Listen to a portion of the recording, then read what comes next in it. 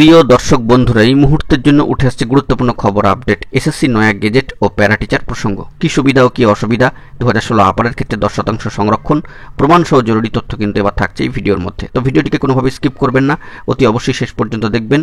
চ্যানেলটিকে এখনই সাবস্ক্রাইব করে নিয়ে সঙ্গে থাকবেন। চলুন কথাবার্তা না বাড়িয়ে আমরা মূল টপিকেই ফোকাস করি। বন্ধুরা, এই মুহূর্তে এসএসসি নয়া গেজেট প্রকাশিত হয়ে গিয়েছে 2025। আমরা চলে যাচ্ছি অন্য একটি প্রসঙ্গে, প্যারা টিচার প্রসঙ্গ। চলে যাচ্ছি অন স্ক্রিনে এবং সেখান থেকে যাবতীয় বিষয়গুলোকে একটু খতিয়ে দেখে নেওয়ার জন্য চেষ্টা করব। বন্ধুরা, দেখতে পাচ্ছেন দ্য কলকাতা গেজেট অবশ্যই কয়েকদিন আগে প্রকাশিত হয়ে গিয়েছে। এই বিষয়ে আপনারা সকলেই অবগত হয়ে গিয়েছেন। 2025 নতুন করে এই বিষয়ে আর কিছু বলার নেই। 9, 10, 11, 12 ও আপার প্রাইমারির ক্ষেত্রে the Kolkata Gazette 2025। Scroll down করে যদি একটু নিচের দিকে নামি, তবে 7 নম্বর পয়েন্টটা খেয়াল করলে অবশ্যই আপনারা দেখতে পাচ্ছেন যে 7 নম্বর পয়েন্টে লিখে দেওয়া রয়েছে বা লেখা রয়েছে ইনফরমেশন রিগার্ডিং ভ্যাকেন্সিস। এখানে কিন্তু 10% সংরক্ষিত প্যারা টিচার বা পার্শ্ব শিক্ষক বন্ধুদের জন্য আলাদা করে কিন্তু কিছু উল্লেখিত নেই। বিষয়টি মাথায় রাখবেন, এই অংশটা ভালো করে দেখবেন আপনারা যে ভ্যাকেন্সির যে কথাগুলি এসছে সেখানে কিন্তু 10% প্যারা টিচার বা পার্শ্ব শিক্ষক বন্ধুদের জন্য সংরক্ষিত আসনের কোনো প্রসঙ্গ নেই, যেটা 2016 যে পূর্বোক্ত আপার প্রাইমারির যে গেজেট সেখানে কিন্তু উল্লেখিত ছিল, কার্যত প্রিভিয়াসলি যে গেজেট। তো দুটোকে কম্পেয়ার করে পাশাপাশি রাখলেই কিন্তু বিষয়টা জলের মতো স্পষ্ট হয়ে যাবে।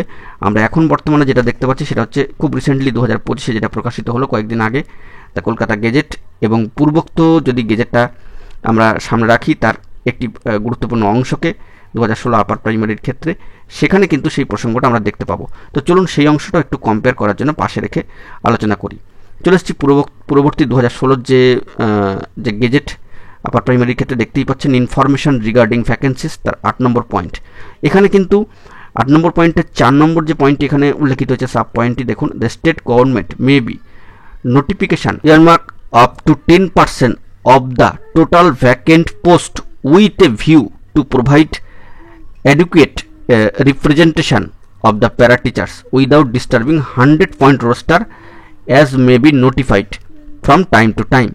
তো বুঝতেই পাচ্ছেন এখানে কিন্তু 10% যে প্যারা টিচারদের সংরক্ষিত আসনের বিষয়টি কার্যত কিন্তু ইনফরমেশন রিগার্ডিং ভ্যাকেন্সিস 8 নম্বর পয়েন্টে 2016 আপার প্রাইমারি যে গেজেট সেখানে কিন্তু উল্লেখিত ছিল, তবে বর্তমানে যে নতুন গেজেট এলো সেখানে কিন্তু উল্লেখিত নেই।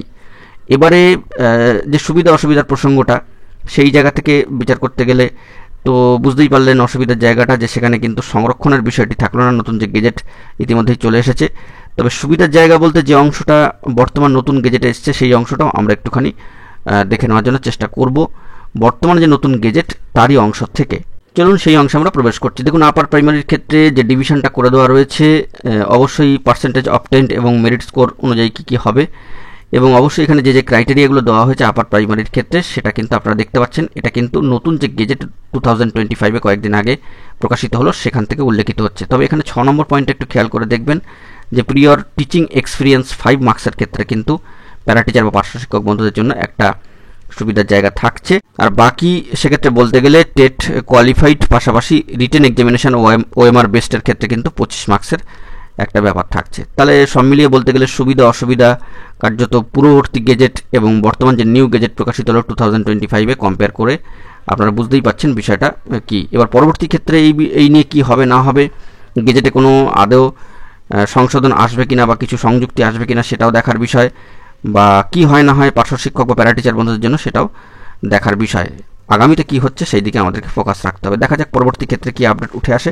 আপাতত দুটি গেজেটের গুরুত্বপূর্ণ কিছু অংশকে তুলনামূলকভাবে রেখে এই ভিডিওটা কিন্তু ক্রিয়েট করলাম। তো এখন এটুকুই, ভালো থাকবেন, চ্যানেলটিকে সাবস্ক্রাইব করে নিয়ে সঙ্গে থাকবেন। ধন্যবাদ।